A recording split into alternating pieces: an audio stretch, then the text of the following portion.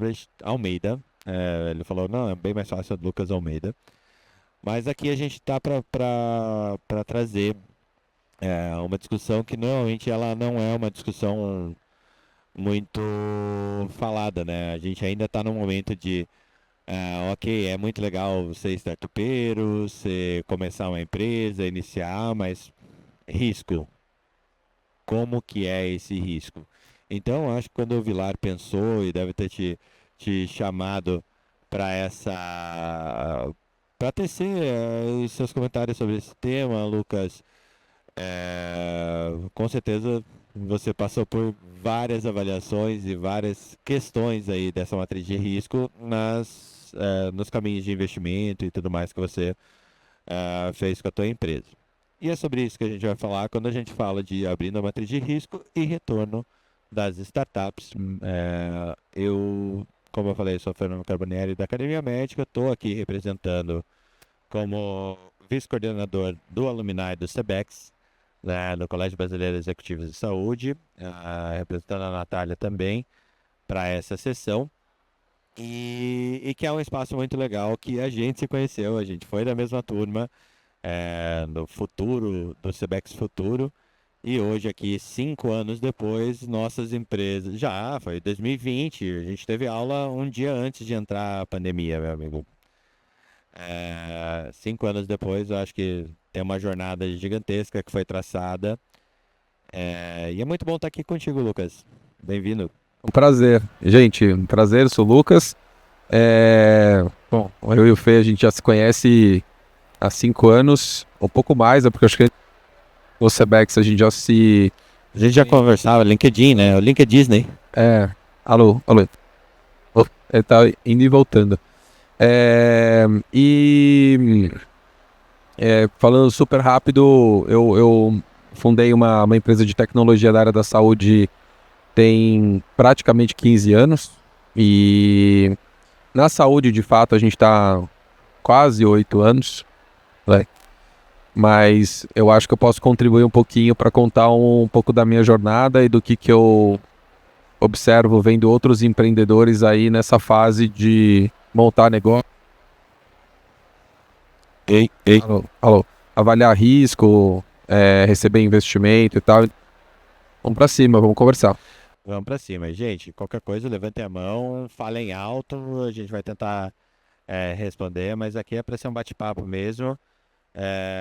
Porque, querendo ou não, nisso não tem nada escrito, né, Lucas?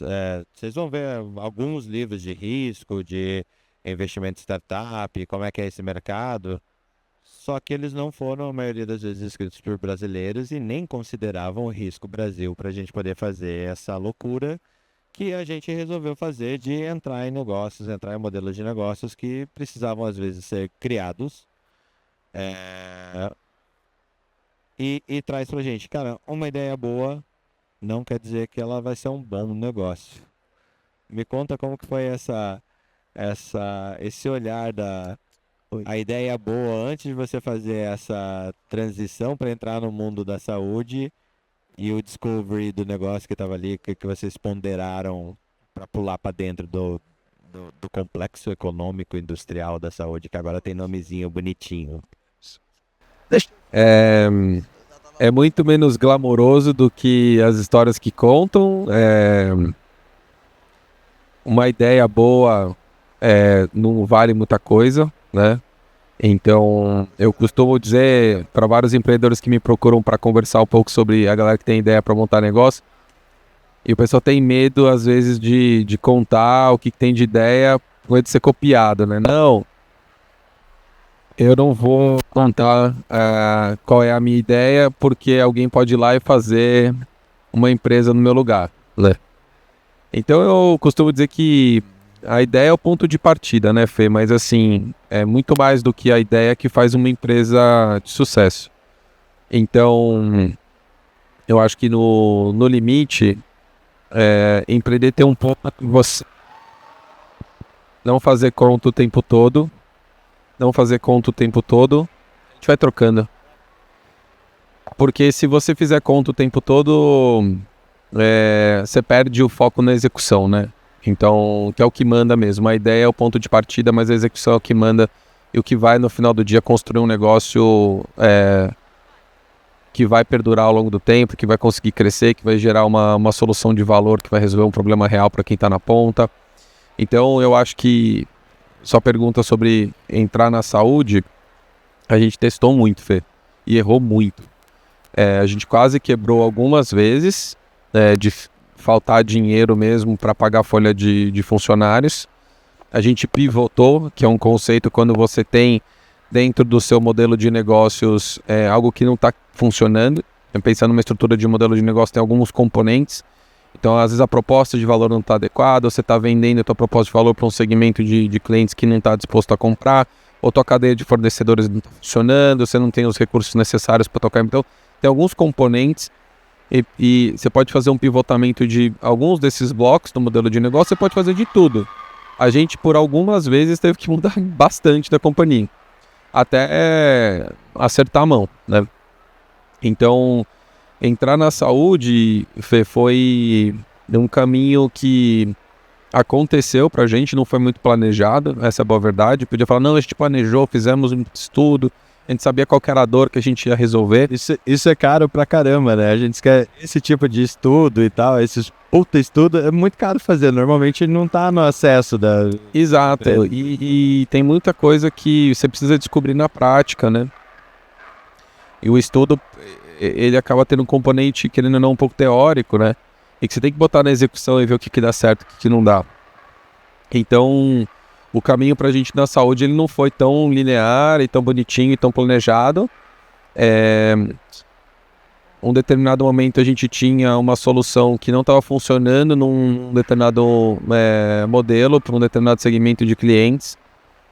E a gente falou, putz, essa solução dentro do mercado de saúde poderia, então era uma hipótese, resolver uma dor muito grande de ineficiência que o mercado de saúde tem. Então, só para vocês entenderem um pouquinho, a Nexto hoje é a principal solução de monitoramento online de temperatura para materiais e medicamentos sensíveis na saúde, né? Então, começou pequenininho, hoje tem 1.200 clientes em 26 estados, então já é uma operação já consolidada. Mas naquela época a hipótese era, o mercado de saúde desperdiça muita droga, muito produto, porque não faz um bom controle de armazenagem e do transporte desses produtos.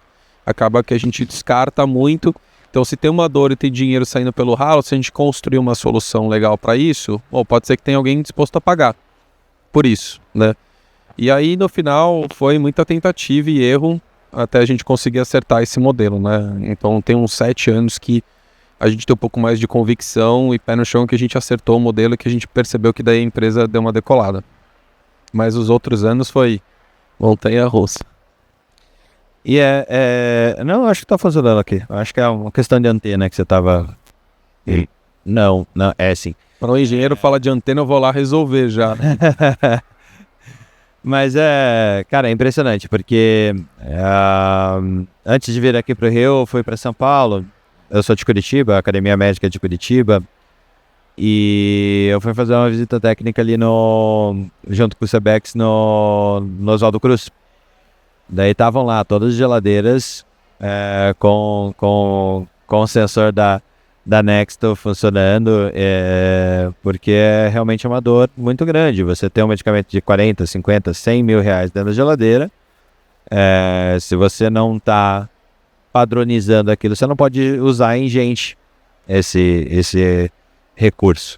Então é dinheiro que vai pro ralo e mesmo com toda a tecnologia, assim, os caras têm um desperdício que eles computam e isso entra no preço final do medicamento, né? Pelo menos no preço final do serviço propriamente dito. Então, tem uma lógica que nesse tempo todo de empreendedorismo, de 13 anos de academia médica e todas as loucuras que a gente já fez, que eu gosto de simplificar bastante as coisas. E eu digo que a indústria da saúde como um todo, ela se resume a 2 verticais, a 2 negócios. O primeiro dele é real estate. Então, tudo que existe na saúde, todos os investimentos é para fortalecer o valor de 1 metro quadrado, que ele seja atrativo e ali role serviço e tudo mais, ou que seja vendido para alguém. Então, no fim do dia, a saúde vende tijolo. tá? E o outro grande modelo de negócio é risco. É a aferição de risco. Não é à toa que todos os planejamentos e todo o business ele é feito em cima de seguradora de saúde, operadora de saúde, que nada mais é do que um modelo que existe faz 200 anos de você aferir risco e precificar o risco, né? Como é que foi colocar isso no papel? Vocês estavam no mercado de risco e vender para um investidor que sabe investir muito bem em risco. Nossa, eu vou quebrar em dois blocos. A parte de vender para a empresa que sabe medir bem risco e uma como administrar o risco de empreender, né? Existe uma assimetria natural de qual que é o valor capturado por um empreendedor quando ele começa um negócio. Então, normalmente, quando você decide empreender, você está buscando uma assimetria de mercado, ou seja, eu vou criar uma solução, eu vou me dedicar mais do que usualmente eu me dedicaria numa posição tradicional, que eu trabalharia lá 8, 9, 10 horas por dia, para trabalhar muito mais que isso, mas estou assumindo muito risco, eu estou colocando dinheiro na frente, eu vou investir em produto, eu vou contratar gente, eu vou ter que conseguir um lugar para botar essa galera para trabalhar e tal, assim, eventualmente eu vou captar dinheiro no mercado para construir isso tudo. Então, assim, quando você coloca tudo isso na conta, você precisa ter uma assimetria de valor a ser capturado pelo empreendedor para conseguir fazer com que essa matriz de risco ela se pague ao longo do tempo. Qual que é a estatística que dói e que não é muito boa? A maior parte dessa galera morre ao longo do tempo, né? Então, para você capturar a simetria, naturalmente a tua matriz de risco-retorno, ela é muito desbalanceada. Então, se você acertar, vai dar muito certo, provavelmente você vai ganhar muito dinheiro e vai ficar milionário, que era a minha intenção, mas se você quebrar, você perdeu tudo. E não só você saiu com zero, você saiu com dívida, porque normalmente se a empresa quebra, você ainda tem, para fechar a empresa, você ainda precisa pagar um monte de gente. Contador, advogado, rescisão de toda a equipe e tal. O empreendedor, normalmente, quando ele quebra, ele não quebra e sai com zero. Para ele começar amanhã, depois ele pega na semana seguinte, ele encontra um CLT e a vida segue. Não é. Ele vai ficar quitando essa dívida por um bom tempo. Ao passo que, se ele conseguir fazer a empresa funcionar e crescer e escalar, independente do tempo que isso leve, ele pode capturar um valor assimétrico em relação ao que ele ganharia, uma remuneração que ele teria no mercado tradicionalmente, sendo um bom profissional na sua área. Então, o empreendedor ele busca essa simetria nessa matriz de risco-retorno. Então, esse acho que é o primeiro bloco da resposta. Sabe, só na resposta. Uma vez sim, acho que a gente já quebrou umas 3 vezes como academia médica, nessa coisa, puta, não tem dinheiro para pagar vocês e tal.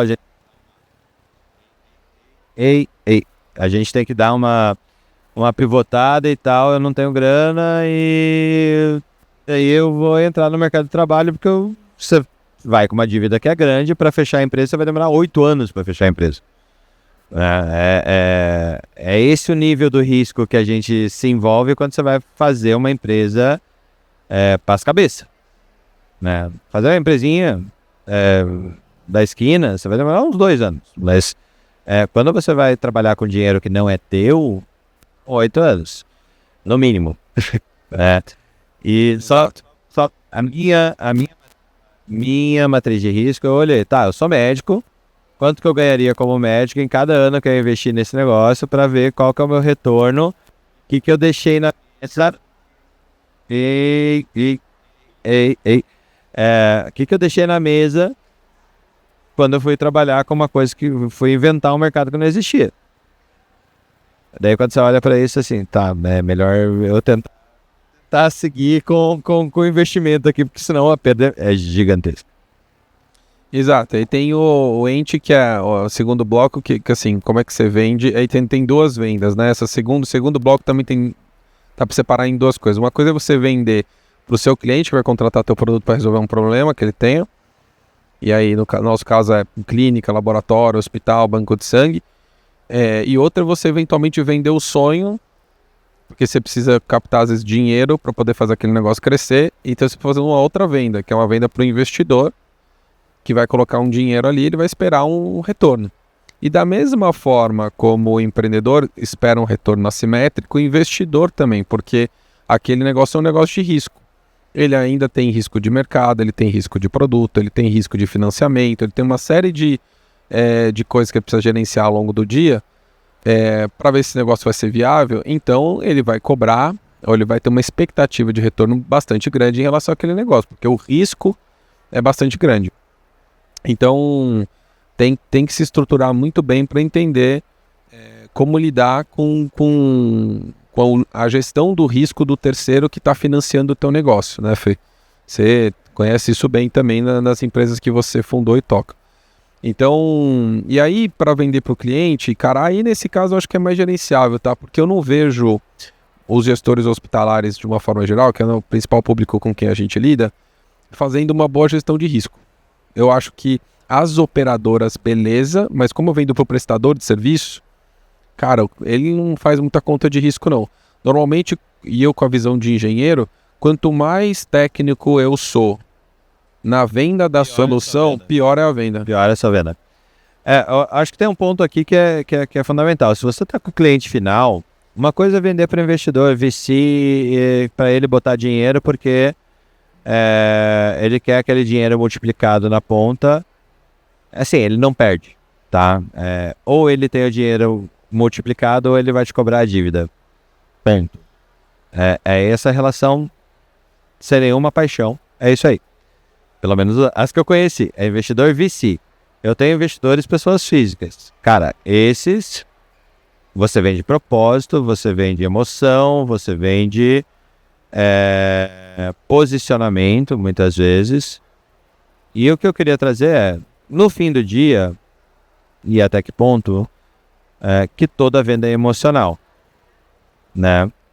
A gente saber que toda compra, toda a intenção de compra, no mínimo, ela é emocional, até para o VC, né?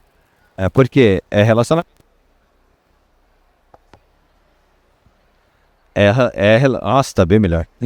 É relacionamento para você chegar até a pessoa que é decisora, poder apresentar o porquê que você é a pessoa incrível que vai fazer o dinheiro dele ser multiplicado, ou que vai trazer o potencial do dinheiro dele ser multiplicado, ao mesmo tempo que você sabe o risco que você está tomando ao pegar esse dinheiro emprestado, que é o dinheiro mais caro que tem. Se você pensar, eu peguei 2 milhões de reais. Nossa, massa, eu sei onde investir e tudo mais. E se nenhum dos seus investimentos derem certo, cara, você vai ter que pagar 2 milhões com juros. E se o teu der certo, esses 2 milhões por 10%, no caso, vira 20, se a tua empresa ficar com 100 milhões, com 20 não, 10 milhões, se a tua empresa virar, tiver 100 milhões de valuation na hora da saída, né? Mas no fim, toda venda é emocional. E aí, a gente olhar a capacidade de criar narrativas aderentes a essa venda. Como é que foi descobrir o ICP, depois de descobrir, fazer esse rollout é por aqui mesmo, que você tinha que contratar, se você que gastou sola de sapato e foi resolver esse problema, descobrir quem que realmente pagava pelo teu produto, pela tua solução, e depois como que você comunicou isso às pessoas que precisavam injetar no teu negócio para que você crescesse. Excelente pergunta, porque a gente errou nisso. A gente não tinha. Então, todo mundo conhece essa sigla, que chama de ICP, Ideal Customer Profile, é o perfil do cliente ideal, que normalmente é quando a gente encontra realmente quem que é o nosso público, aquele negócio, quem vende tudo para todo mundo, não vende nada para ninguém. É muito difícil você ter um posicionamento como empresa muito generalista, em que você não sabe muito bem qual dor você está resolvendo e para quem, e por que aquela solução é importante naquele momento para o teu cliente. Então, ir refinando isso ao longo do tempo é fundamental. A gente pegou a gente é na dor. A gente pegou dinheiro na época errada. A gente captou na época, no total, ao longo dos anos, a gente captou mais ou menos uns 6 milhões de reais para construir a companhia. Nessa fase a gente faturava nem 1 milhão por ano, a companhia esse ano vai faturar 20 milhões, então assim, foi uma jornada de faturar 600, 700 mil por ano quando a gente fez essas rodadas de captação, e a companhia agora está faturando 20, então a gente cresceu praticamente um pouco mais de 20 vezes, desde quando a gente captou recurso. Então, acho que meus investidores estão bem felizes com isso, obviamente, mas poderia ter dado errado, né? Então, assim, a gente errou na hora de captar, porque a gente não tinha encontrado o PMF, o Product Market Fit, é quando você realmente tem um desenho da solução, que ele está muito bem encaixado com a dor, você sabe para quem que você está vendendo, e aí, né, quando você encontrou esse modelo, que você tem, de fato, uma estratégia de go-to-market, que é uma estratégia de venda e crescimento, que está alinhada com a dor daquele cliente, normalmente você injeta, você já tem um nível de maturidade que você sabe que você injeta R$1 de dinheiro na companhia, ele entra numa caixinha preta, sai R$1,5, R$2, R$3 na outra ponta em um intervalo de tempo. Esse é o melhor nível de maturidade que a gente gostaria de ter. Tem ROI definido, né? Exato. Essa previsibilidade do quanto que vai ser o teu investimento é maturidade mesmo que dá, né? Exato. Então, assim, como a gente errou, a gente acabou o dinheiro. Essa é a realidade. O dinheiro acabou antes da também gente nessa hora, tá? Antes de chegar no PMF, Fê. Então, assim, a gente ainda não estava crescendo, escalando. A gente já tinha usado praticamente todo o dinheiro. Isso foi em 2017, 16, 17. A gente falou assim, puta, acabou todo o dinheiro. E agora? A gente não conseguiu fazer esse troço tracionar. E foi quando a gente mudou para a saúde de fato. 2017 minha filha nasce, minha filha minha tem 8 anos, ela nasceu no ano em que a empresa estava quebrando, assim, a gente contou até 9 e antes de contar até 10 e dar para a luta acabada, a gente levantou, eu fiquei 4 ou 5 meses sem salário, sem contar para ninguém. A gente está no 12º andar de um prédio, que o próximo é a parte da cobertura. Eu subia lá, às vezes à tarde, eu ficava sentado em posição fetal, chorava, sem saber o que eu ia fazer, mas ninguém podia ver, não podia descer lá para a operação e os funcionários verem que eu estava desesperado e não sabia para onde eu levar a companhia. Mas na verdade eu não fazia mais puta ideia. A gente não tinha dinheiro, a gente ficou sem receber para poder pagar todo mundo. E foi quando a gente falou assim, a gente não encontrou a saúde. Saúde encontrou a gente. Foi assim, cara, é só o último teste que dá para fazer. A gente tinha um restinho de dinheiro que dava para continuar pagando a galera. A gente comprou uma empresa na época de Uberlândia que estava na área da saúde. A gente fez alguns movimentos. E aí eu falei, cara, eu tive que convencer todo mundo, porque ninguém queria ir para a saúde naquela época. Falei, cara, a gente tem que entrar na saúde, assumir que tem um fit aqui, eu quero explorar essa última hipótese. A gente só tinha mais uma bala. Só dava para fazer mais esse teste. E aí foi quando a gente deu certo. Então, foi muito sola de sapato. Eu fazia uma jornada de visitar cliente de manhã e de tarde, todos os dias por ano. Assim, tipo, visitando o cliente, pegando avião, pegando carro, indo para lá, conversando, tomando porta na cara, ajustando o produto, ajustando o pitch, entendendo como é que precificava. Depois que a gente entendeu que hoje a gente vende para instituições de saúde que faturam pelo menos 150, 200 milhões de reais por ano, que são clínicas, laboratórios ou hospitais que já têm um nível de governança, que tem um nível de acreditação, porque eles já têm uma capacidade de absorver a categoria de produto que a gente desenvolveu. Só que até descobrir isso, eu tentei vender para a clínica pequenininha de Botox, eu tentei vender para a clínica de vacinação pequena, eu tentei vender para o hospital pequenininho que ainda tem prontuário no papel, e aí não ia, a coisa simplesmente não andava. Até a gente entender qual que era o público, né, esse perfil de cliente ideal, ajustar a solução para isso, e aí criar uma máquina de vendas que suportasse essa operação, encontrar onde estão os meus clientes, onde eu tenho que estar para me comunicar com eles, que tipo de conteúdo eu preciso promover, como eu educo ele, como eu coloco no meu pipeline, como eu desenvolvo o relacionamento. Tudo isso foi ajustando, levou um tempo, e aí evidentemente a gente saiu de novo, meio que recomeçou a empresa ali em 2017, basicamente o faturamento foi para zero, de 2017 para 2025 a gente fez uma empresa de 20 milhões. Nosso tempo já se esgotou, mas Lucas, eu começo a identificar um padrão, tá? Um padrão de que você tá de frente para o abismo já aconteceu comigo da mesma forma para abismo empresarial, e ver assim, cara, a partir desse momento, ou eu pulo, ou o que tá atrás de mim é muito ruim. É muito ruim. Então, você se jogar de vez no negócio, ele acontece nesse momento. A hora que você confronta assim, cara, a minha existência até esse momento, eu não fazia as coisas certas, nananã. Só pra você ver o tamanho do meu erro na hora da captação. Eu captei 700 mil a 33 milhões de valuation numa empresa que tinha faturado 900 no ano. Tamanho do toco que eu tomei depois disso. Então,